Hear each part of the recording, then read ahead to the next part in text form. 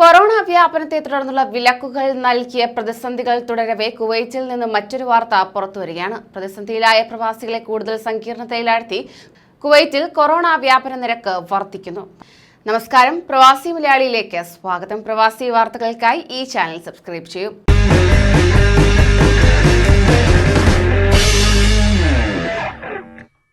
കുവൈറ്റിൽ കോവിഡ് മൂലം ആശുപത്രികളിൽ പ്രവേശിപ്പിക്കപ്പെടുന്നവരുടെ എണ്ണം വലിയ തോതിൽ വർദ്ധിക്കുന്നതായി റിപ്പോർട്ട്.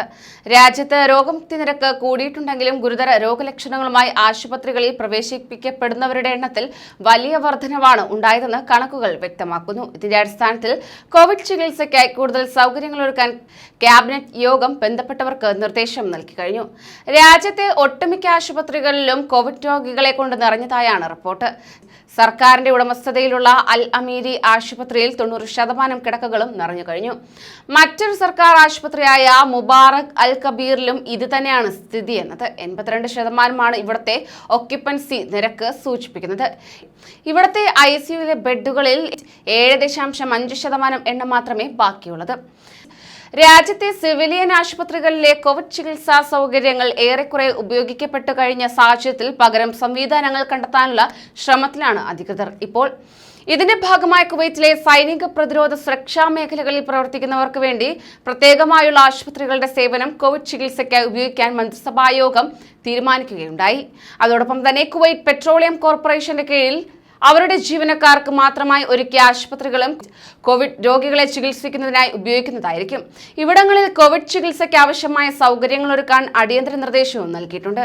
അതേസമയം ആശുപത്രി പ്രവേശനത്തോടെ കോവിഡ് രോഗികളുടെ മരണനിരക്കും കുത്തനെ ഉയർന്നതായി ആരോഗ്യമന്ത്രി ഷെയ്ഖ് ഡോക്ടർ ബാസിൽ അൽ സബാഹ് മന്ത്രിസഭയെ അറിയിക്കുകയുണ്ടായി.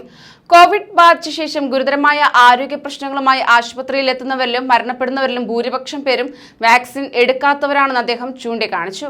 കൂടാതെ ഇതുവരെ കോവിഡ് ബാധിച്ച് മരിച്ചവരിൽ 95%, ആശുപത്രി കേസുകളിൽ 90% ഒരു ഡോസ് വാക്സിൻ പോലും എടുക്കാത്തവരാണ്.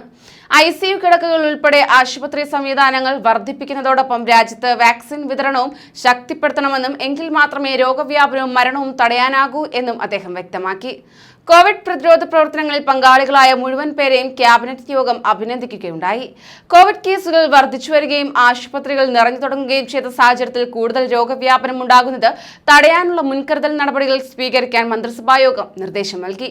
ഇതിന്റെ ഭാഗമായി കുട്ടികളുടെ സമ്മർ ക്യാമ്പുകൾ ഉൾപ്പെടെയുള്ള എല്ലാ പരിപാടികളും നിർത്തിവെക്കാൻ ക്യാബിനറ്റ് യോഗം തീരുമാനിച്ചു.